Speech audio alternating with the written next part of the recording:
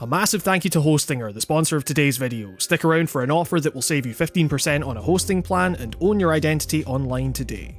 In 2014, author Natan Dubovitsky published a short story entitled Without Sky, in which he described the concept of non-linear war through the lens of a fictional, futuristic conflict. Here, war was no longer a fight between two easily defined sides, but instead multiple factions with varied goals and constantly changing allegiances colliding with each other, where merely emerging victorious was a goal of the quote, simple-hearted commanders of the past, and instead defeat could be just as useful a means of controlling a population looking for answers in the resulting chaos. It's important to note that Dubovitsky is in fact the pen name of Vladimir Putin's political advisor, Vladimir Surkov, a man with a background in avant-garde art and, as documentarian Adam Curtis describes, whose aim it is to turn Russian politics into a bewildering, constantly changing piece of theatre, in which the state would directly sponsor opposing political groups in very public ways, all as a means of keeping dissident voices confused and unable to provide a coherent narrative with which to effectively oppose the establishment. Essentially, you can't fight what you can't accurately define. No one can predict Putin's movements as directed by Surkov, and so his power has broadly remained unchallenged. The world, as it turns out, is a pretty terrifying place where the idea of not making sense is a powerful political tool.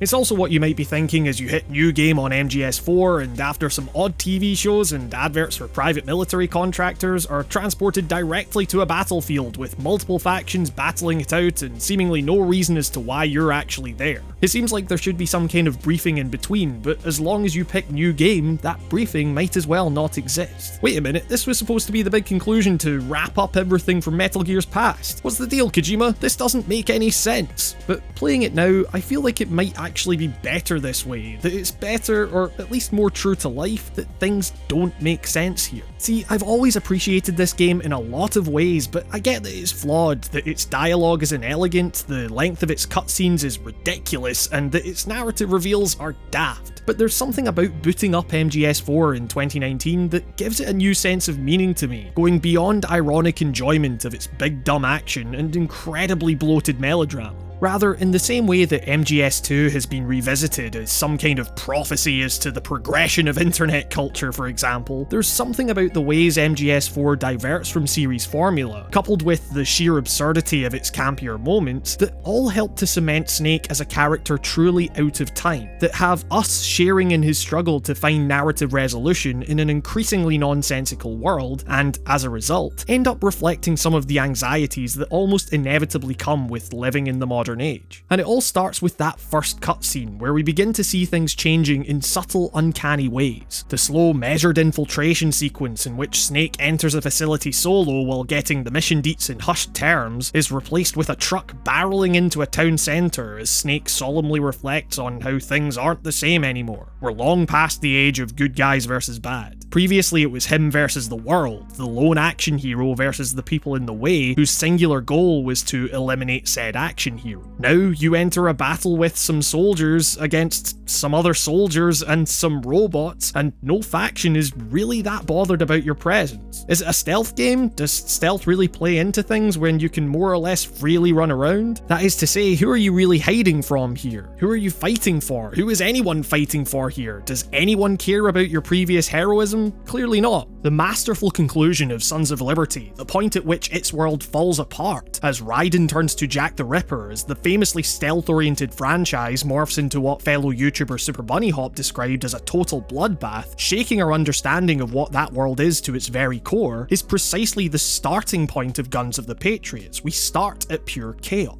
Snake has to deal with the fact that everything is rejigged here. Hell, things as simple as items are real-world objects now, a far cry from the big spinning boxes floating in the air found in previous installments. They're nondescript, strewn about the landscape in a way that makes them indistinguishable from rubbish, and Snake can't readily identify any of it until he puts on the equivalent of his reading glasses. The world can't be so easily broken down into discernible blocks now. Snake's self-worth is mechanically attached to a military framework he can't so readily engage with anymore, that has moved past him and his prior achievements. In this new chaotic world, in a moment that when I first played it had me internally cheering at the return of the legend, he can disguise himself as, well, his former self and walk right out in front of people. Because as much as we know him as a truly iconic action hero, in the grand scheme of things, heroism doesn't mean anything here. What we've come to know about the world of Metal Gear Solid is butting up against the fact that, well, the world we find Snake in really is different now.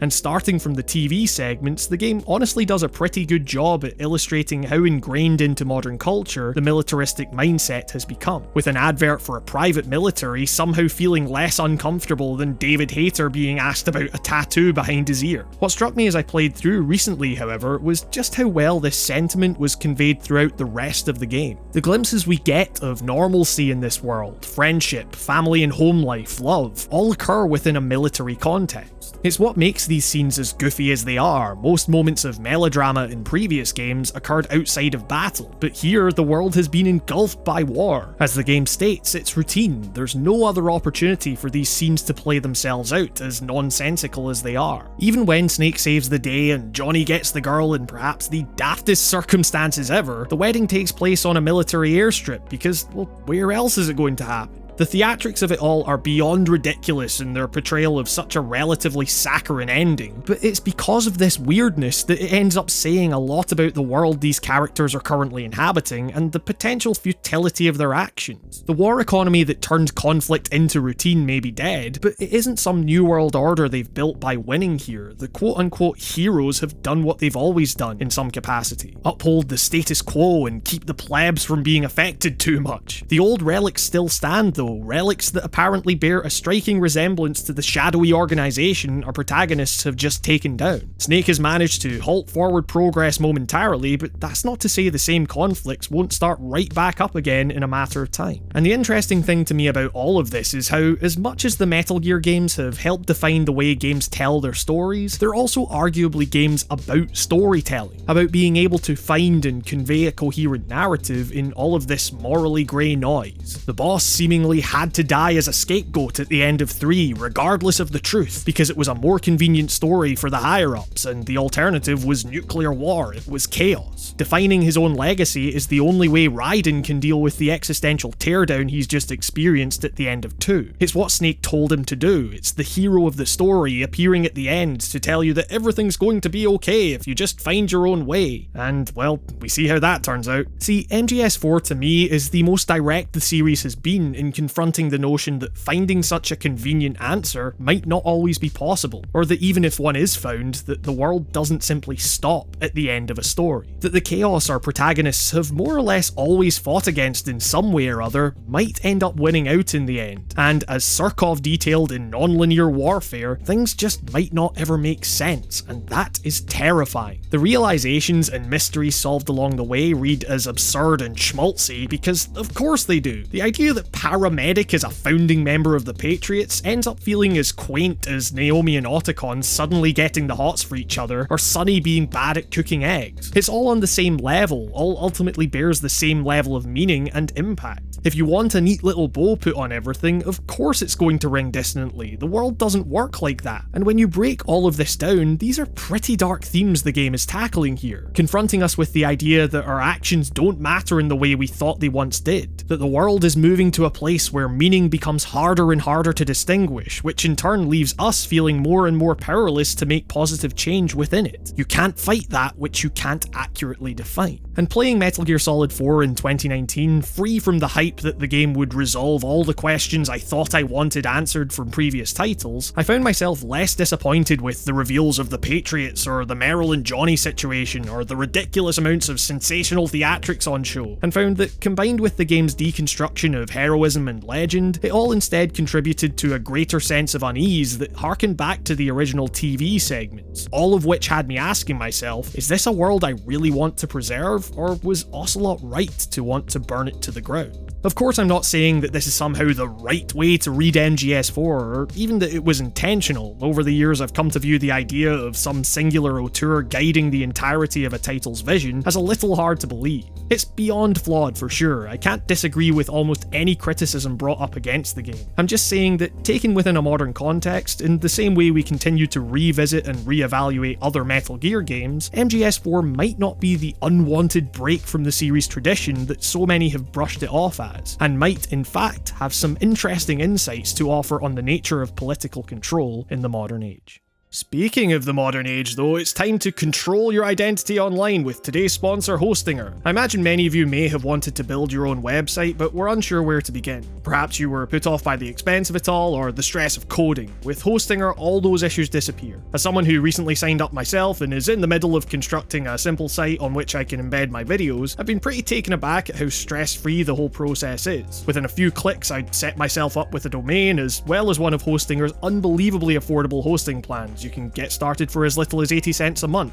Installing WordPress is similarly easy, providing a great deal of flexibility in personalizing your site. What's more, with a free website builder offering a wide selection of easy to personalize templates, turns out creating a great looking site with Hostinger can be as simple as setting up a PowerPoint. And their extensive knowledge base, tutorials, and award-winning 24/7 dedicated support mean that you're never far from the answers to any questions you might have along the way. It's powerful, flexible, incredibly affordable, what more could you want? And with a 30-day money-back guarantee, you've got nothing to lose. Head to hostinger.com/writing and use the offer code WRITING to get 15% off the already low price of a hosting plan. Doing so really helps the show and I'm super thankful to those of you who do. I'm also super thankful to my wonderful patrons for their continued and unbelievably generous support. Said support absolutely makes my continued work on these videos possible and I cannot thank you enough. In particular, I'd like to thank Mark B. Writing, Rob, Nico Blakely, Sivas, Artyom Vitsyuk, Bryce Snyder, Tommy Carver-Chaplin, David Björk, Lucas, Hibi Amore, Dallas Keane, William Fielder, my dad, Ali Almuhana, Timothy Jones, Spike Jones, The Nameless Guy, Chris Wright, Ham Migas, Zach Casserly, Samuel Pickens, Shardfire, Anna Pimentel, Jesse Ryan, Brandon Robinson, Justin's Holderness, Nicholas Ross, and Charlie Yang. And with that, this has been another episode of Writing on Games. Thank you very much for watching, and I will see you next time.